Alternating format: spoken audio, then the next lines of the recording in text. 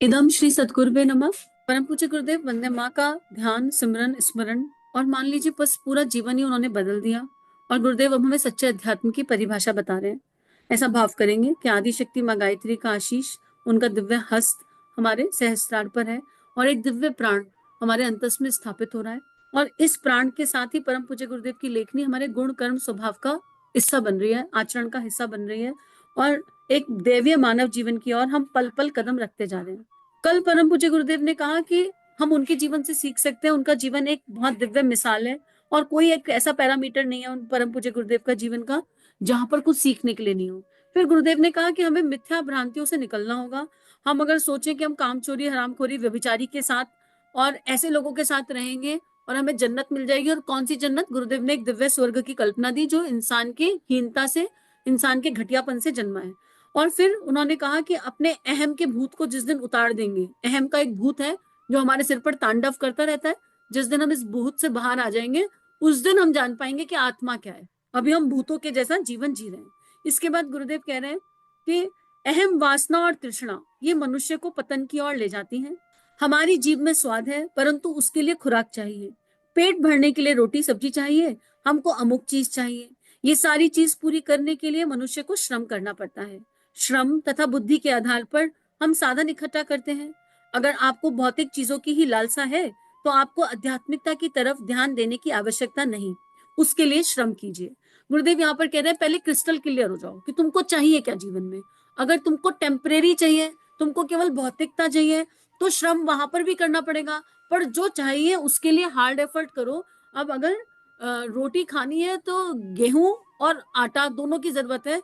गेहूं पिसेगा तब आटा आएगा, और अगर रेडीमेड आटा भी ले आएंगे तो आटे को मलना पड़ेगा, तवा रखना पड़ेगा, एक श्रम लगेगा। तो गुरुदेव कह रहे हैं अगर जीभ की खुराक के लिए और पेट को भरने के लिए ही चाहिए तो भी बिना मेहनत के तो होगा नहीं। लेकिन उससे लाभ क्या? मित्रों, क्या किया जाए? ये देवी देवता हत्यारे हैं, चुड़ैल हैं, जो बकरा खाते हैं और मनोकामना पूर्ण करते हैं। आपकी समस्या बिल्कुल भौतिकवादी है, अध्यात्मवाद से आपका कोई संबंध नहीं है। आप मिट्टी की पलीदी हो चुके हैं और अब हमारी मिट्टी पलीत करेंगे।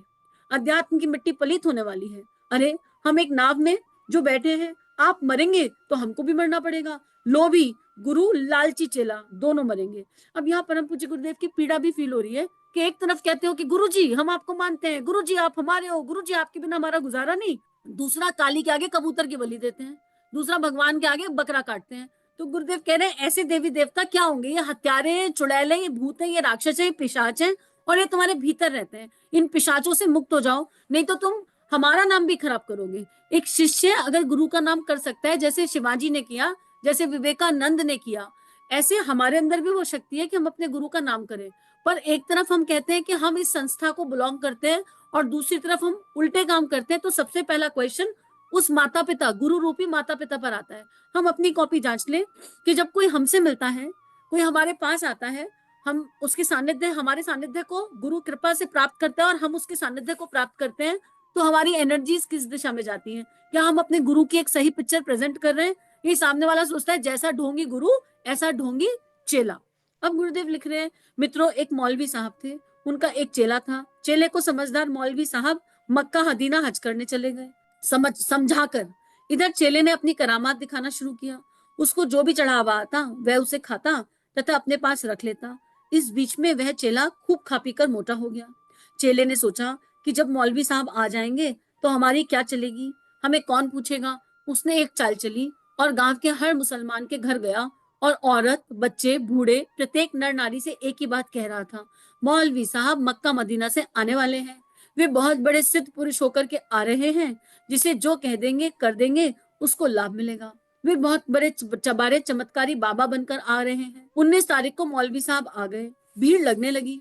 चेले ने कहा कि आप जानते नहीं है, मौलवी साहब की दाढ़ी में चमत्कार है। पहले बाल में पूरा चमत्कार है, दूसरे में ऐसा, तीसरे में ऐसा। 20%, 15% लाभ मिलेगा। अब तो हल्ला मच गया। पहले बाल के चमत्कार को देखने के लिए भीड़ लग गई। 21 तारीख को सबने अपने कारोबार बंद कर दिए और पहुंच गए मौलवी साहब के पास। सभी ने उन्हें माला पहनाई। मौलवी साहब प्रसन्न थे। वे बैठे भी नहीं थे कि अरे भाई जरा रुको, ये क्या कर रहे हो। कोई नहीं माना और उनकी दाढ़ी तथा सिर के बाल सभी ने उखाड़ लिए। अब मौलवी साहब ने सोचा कि मेरे सिर के बाल उखड़ गए, अब हम घर जाएंगे तो घरवाली रहने नहीं देगी। अतः यहाँ से भागना ही अच्छा है। मौलवी साहब चले गए, चेले पौ 12, चेले की पौ 12 हो गई। अब इस कहानी से या इस एग्जाम्पल से गुरुदेव हमें क्या सिखाना चाह रहे हैं? गुरुदेव कह रहे हैं गुरुदेव के नाम पर अपने जो भी हमारे गुरु हैं, जो भी हमारे ईश्वर हैं, जो भी हमारे भगवान हैं, उनके नाम पर अगर हम कुछ अनिष्टकारी करेंगे, कुछ गलत करेंगे, तो हम जो कर्म का फल भोगेंगे वो तो भोगेंगे, पर उसमें हमारे गुरु की क्या दुर्गति होगी? किसी के बाल खींचने का मतलब क्या हुआ यहाँ पर?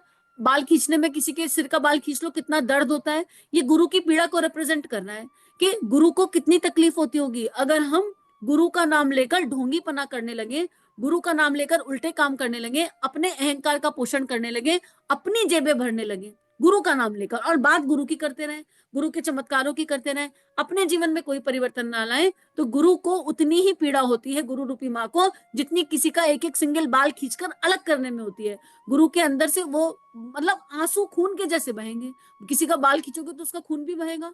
तो यहाँ पर गुरुदेव एक एग्जाम्पल के माध्यम से पीड़ा समझा रहे हैं कि अगर आप धूर्तता कर रहे हैं, अगर आप अपने गुरु का नाम लेकर गुरु के सहारे से चलने की कोशिश कर कर अपनी अंटी भर रहे हैं, अपनी जेबें भर रहे हैं, अपना नेम एंड फेम करा रहे हैं, और हर तरह से अपने स्वार्थ की पूर्ति कर रहे हैं, तो आपका टेम्परेरी फायदा तो हो सकता है, पर परमानेंट फायदा उसमें नहीं है।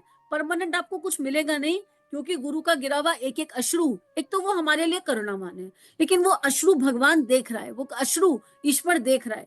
तो हमें इन सब जलालतों से अगर देखा जाए तो बचना चाहिए, और अगर हम गुरु को मानते हैं तो गुरु की माननी चाहिए। और ये बात बार बार रिपीट होती है, गुरु को मानना पर्याप्त नहीं है, संतों को मानने से, संतों को सुनने से कुछ नहीं होने वाला। संतों के जीवन के एक एक पन्ने को, उनके जीवन के एक एक क्षण को विजुलाइज करना होगा, इमेजिन करना होगा, और सोचना होगा कि हमारे संत ऋषि जो जी गए वो कैसे जी गए, क्या था उनके पास, कौन सी शक्ति थी उनके पास, और अब हमको वो जीने का समय आ गया। मीरा जी अच्छी लगती है, बहुत बढ़िया, लेकिन मीरा जी के जीवन को इमेजिन कर लीजिए, महलों में पली थी, उसके बाद छोटी सी उम्र, और डिटर्मिनेशन, संकल्प बल कितना मजबूत, ऐसा संकल्प शक्ति हम लोगों के पास है। फिर जिस एज में सब लड़कियों की शादी हो जाती है, उस एज में मीरा योगा सीख रही है, विद्याएं सीख रही है दुनिया भर की, तो हम लोगों के बस की है? हम तो रोने और रुलाने से ही बाहर नहीं आ रहे हैं। उसके बाद विवाह हुआ तो वो भी ईश्वर की इच्छा से किया, लेकिन वहां पर भी अपने स्टैंड लिए, जहां स्टैंड साहस के साथ स्टैंड लिया। तो एक एक जब चैप्टर मीरा जी की लाइफ का खोलेंगे और इमेजिन करेंगे, और फिर उस समय क्या परिस्थितियां थी उनको भी इमेजिन करना है। हम आज की परिस्थितियों के हिसाब से इमेजिन नहीं कर सकते। मीरा जी उस समय में जन्मी थी जब टॉयलेट शौचालय नहीं होते थे, खेतों में जाते थे लोग। तो जिस भी संत को ऋषि को मानते हैं, उनके समय की उनकी परिस्थितियां क्या थी, और उस समय में उन्होंने क्या किया, तो हम देखेंगे कि आज की डेट में हमें बहुत अच्छी परिस्थितियों में रखा गया है। हम लोगों को कोई ऐसी बंधन नहीं है, और पूरा लेविश तरीके से पलकों पर रखा जा रहा है। उसमें भी अगर हम अध्यात्म को नहीं समझ पा रहे हैं, या उसके मर्म को नहीं समझ पा रहे हैं, और चोरी चकारी कर रहे हैं अपने आप से, तो उसका कोई फायदा नहीं है। इससे अच्छा तो फिर हम भौतिकवाद की तरफ चले जाएं, संसार नहीं। यूजली लोग अध्यात्म और संसार कहते हैं, अध्यात्म और संसार नहीं, इट इज अध्यात्म के विपरीत कुछ नहीं है। वो जो विपरीत है वो भौतिकवाद है, वो एक इमेजिनेटरी लैंड है, हम वहां चले जाएं। संसार और अध्यात्म में तो कोई भेद ही नहीं है। जो आध्यात्मिक होता है वो ही संसार में दिव्यता से जीवन जी सकता है। असली अध्यात्म का मर्म क्या है? मित्रों, मैं कह रहा था मनोकामना की बात, सिद्धियों की बात, अगर इसका नाम अध्यात्म है, गायत्री है, अनुष्ठान है, तो मैं आपसे बहुत ही नम्र शब्दों में कहना चाहूंगा कि इससे आपको कोई फायदा नहीं होने वाला है। आपको महात्मा के पास जाने से, चक्कर काटने से कोई लाभ नहीं मिलने वाला है। आप दो ही देवताओं के पास जाइए, एक श्रम और दूसरी शिक्षा। ज्ञान की पूजा कीजिए और अपने जीवन को महान बनाइए। यह एक अध्याय आज समाप्त हुआ। इसके आधार पर भी भौतिक जीवन में आप सुख और आनंद पा सकते हैं। अब गुरुदेव ये भी निश्चित कर रहे हैं कि मैं आपका साथ नहीं छोड़ रहा हूँ, पर आपको जो चाहिए वो यहाँ मिलेगा नहीं। आपको चाहिए भरी हुई तिजोरियां, बड़ी बड़ी गाड़ियां, खूब सारे मोबाइल, रुपया, पैसा, प्रॉपर्टी। आप यही भौतिकवाद ढूंढ रहे हैं, मेटेरियलिस्टिक चीजें ढूंढ रहे हैं, तो आप श्रम, शिक्षा और ज्ञान, इनके कॉम्बिनेशन को अपना लीजिए, और आप अंधाधुन पैसा कमाएंगे, भगवान आपको दे ही देंगे, और इसमें कोई डाउट नहीं। कितने बिजनेसमैन हम जानते हैं जो शराब की फैक्ट्री खोलकर बैठे हैं, जो पान मसाला बेच रहे हैं, जो ऐसे प्रोडक्ट्स बेच रहे हैं, खाने में भी ऐसे प्रोडक्ट बेच रहे हैं, बेचते हैं जो किसी मानव को, किसी की हेल्थ को सपोर्ट नहीं करता, पर वो कितनी बड़ी बड़ी फैक्ट्री खोलकर बैठे हैं, और उनके अकाउंट्स में कितना पैसा, इसकी कोई इमेजिनेशन है? तो उन्होंने श्रम तो किया ना, श्रम की दिशा क्या है वो मैटर नहीं करता, पर श्रम तो किया, और श्रम भी किया और ज्ञान भी लगाया, ज्ञान पैसा कमाने में लगाया। अब उनको इससे मतलब नहीं कि पान मसाले को बेचकर पैसा आ रहा है, गुटखा सुपारी को बेचकर पैसा आ रहा है, या शराब को बेचकर पैसा आ रहा है, या स्मोकिंग सिगरेट बेचकर पैसा आ रहा है। इतना विवेक नहीं है, क्योंकि भौतिकवाद है ना। हमें पैसा चाहिए, हमारा आउटपुट क्या है, पैसा कमाना। फिर वो धुआं बेचकर आए, सिगरेट बेचकर आए, और उस सिगरेट को पीकर हजारों लोग बर्बाद हो जाए, हजारों लोगों को कैंसर हो जाए, और हजारों लोग मर जाए। हमारा क्या लेना देना, हमारी कोई ठेकेदारी है? हमारी कोई ठेकेदारी नहीं है। तो गुरुदेव कह रहे तुमको यही चाहिए ना, छुछूंदर हो तो जाओ यहाँ से, निकलो यहाँ से, यहाँ मत खड़े रहो, श्रम करो, बुद्धि ज्ञान लगाओ, और फालतू की चीजें कमाओ, कमाओ पैसा। उस पैसे से अगर आनंद मिल जाए तो कह देना, उस पैसे से सुकून मिल जाए तो कह देना। तो ऐसे लोगों को गुरुदेव आउट कर रहे हैं जो भौतिकवाद की तरफ है। और अगर हम में से या आप में से कोई इस दृष्टि का है कि गुरु को अपनाकर खूब पैसा कमा लेंगे, खूब रुपया कमा लेंगे, दुनिया जाए भाड़ में, तो आप सब जाओ भाड़ में, हम सब जाए भाड़ में। हमें आवश्यकता नहीं है गुरुदेव को ऐसे लोगों की। Clear, clean and cut. अब भौतिकवाद को गुरुदेव ने यहाँ अलग कर दिया। अब बात करते हैं अध्यात्म की, और अध्यात्म के साथ संसार को कैसे जीना है। इसकी एक ही परिभाषा है, हम संसार के बीच में अध्यात्म जीना चाहते हैं। संसार में सब बहुत मजेदार चल रहा है, एक हवा का झोंका आया जिसने हमें रुलाया, और हम भगवान जी भगवान जी भगवान जी, गुरु जी गुरु जी गुरु जी चीखना चिल्लाना शुरू कर देते हैं। और अगर ये हवा का झोंका आए ना, जो हमें रुलाए ना, तो हमको कभी भगवान की याद आएगी नहीं। तो ये कौन सा भगवान है जो चीखने पर समाज की तरफ से कोई चोट लग जाती है, या कोई हवा का झोंका आ जाता है तब याद आता है? भगवान, अध्यात्म का असली अर्थ है भगवान के संरक्षण में रहकर जीवन को जीना, भगवान के बताए हुए वैल्यूज और प्रिंसिपल्स को अपनाकर जीवन को जीने का अभ्यास और प्रयास करना। ऐसा नहीं कि संसारिक जीवन जी रहे हैं, टेम्परेरी लाइफ जी रहे हैं, और जैसे उस संसारिक जीवन में हमें कोई दिक्कत आई तो हम आ गए भगवान के द्वार पे, भगवान जी आप हमारी एटीएम मशीन हो, आज हमें 5,000 रुपए की दिक्कत आई, ठीक कर दो। आज 5 लोगों ने जूता मारा, आप हमारे बदले जाके उसको जूता मारा हो। भगवान नहीं जाके मारने आने वाले जूता। मित्रों, एक दूसरा रास्ता और भी है जिसे हम अध्यात्म कहते हैं। बेटे, अध्यात्म वह चीज है जो भौतिक शरीर के भीतर निवास करती है, जिसके द्वारा मनुष्य को सिद्धियां मिलती हैं। भौतिक शक्ति एवं आध्यात्मिक शक्ति को जब हम मिलाते हैं तो एक नए किस्म की चीज जन्म लेती है, जिसे हम विभूतियां कहते हैं। जब भी कोई दो चीजें दिव्य मिलेंगी तो एक तीसरे का जन्म होगा। विवेकानंद और ठाकुर मिले, क्या जन्म हुआ? पूरा यूथ बदल गया। भारत माता और भगत सिंह मिले, क्रांति हो गई। शिवाजी और उनके गुरु प्राप्त मिले, समर्थ गुरु रामदास, पूरा का पूरा एक प्रांत जाग उठा। जब भी कोई दो दिव्य चीजें मिलेंगी, एक तीसरी दिव्यता का जन्म होना ही है। पर हम लोगों का क्या पता है, हमारे को जन्म लेने का मतलब ही नहीं पता। हम तो लस्ट में उलझे हुए, दो जीव मिलते हैं और एक लस्ट की संतान को पैदा करके खत्म करते हैं। नहीं, अगर हमारे और हमारे गुरु का सही मिलन हो जाए, अगर हर बंदा जिसको भी वो मानता है, निराकार को या साकार को, सही तरीके से मान ले और इन दो का मिलन हो जाए, यानी आत्मा और परमात्मा का मिलन हो जाए, तो दिव्यता जन्मेगी। आत्मा और परमात्मा का मिलन हो जाए तो सारी छोटी मानसिकताएं खत्म हो जाएंगी और एक प्रकाश जन्मेगा, जिसे हम दिव्य प्रकाश बिंदु या प्रकाश ज्योति कहते हैं। तो परम पूज्य कह रहे हैं विभूतियां वो कब मिलेंगी? जब हम अपनी समस्त शक्तियों को आध्यात्मिक शक्तियों से मिला देंगे। हमारी देह में भगवान ने हमें बहुत सारी शक्ति दी है, बोलने की शक्ति, चलने की शक्ति, विचारना की शक्ति, भावना की शक्ति, खाने की शक्ति, हर चीज हमें बहुत महत्वपूर्ण शक्तियां प्राप्त हुई हैं। उसके बाद ज्ञान अर्जन करने की शक्ति, हमने अपनी बौद्धिक क्षमता से किताबें पढ़कर ज्ञान अर्जन किया, सुनकर ज्ञान अर्जन किया। ये सारी शक्ति हमारी नहीं है, हमें दी हुई है। अगर ये हमारी होती तो इस दुनिया में कोई गूंगा बहरा नहीं होता, इस दुनिया में हर कोई चल रहा होता, इस दुनिया में किसी के हाथ कटे नहीं होते। अगर आज हमारे पास समस्त शक्तियां हैं तो ये किसी की अमानत के रूप में हमें दी गई हैं। क्यों? इस धरती को जाकर सुंदर बनाओ, शक्तियों के रूप में तुमको एक मानव देह दे दी जो पूरी ठीक है, जिसमें कोई दिक्कत नहीं है, कोई परेशानी नहीं है। अब इन शक्तियों को आत्मा की शक्ति से, आध्यात्मिक शक्ति क्या है? आत्मा की निकटता। हमारी आत्मा की शक्ति क्या है? प्रेम, करुणा, सद्भावना, परमार्थ, उत्कृष्ट चिंतन, दिव्यता। अब इन भौतिक शक्तियों को उस आध्यात्मिक शक्ति से मिलाओ, यानी बुद्धि को सद्बुद्धि से मिलाओ। जब बुद्धि और सद्बुद्धि का मिलन होगा, जब भौतिक शक्तियां जो देह को मिली हैं वो आत्मा की शक्तियां से मिलेंगी, तो विभूतियां, तो जो जन्म लेगा उन्हें कहते हैं विभूतियां, जो विभिन्न होती हैं, जो विभूति हैं, जो बहुत दिव्य हैं और संसार की चीजों से विभिन्न है, जिन्हें हम संसारी भाषा में चमत्कार कह देते हैं।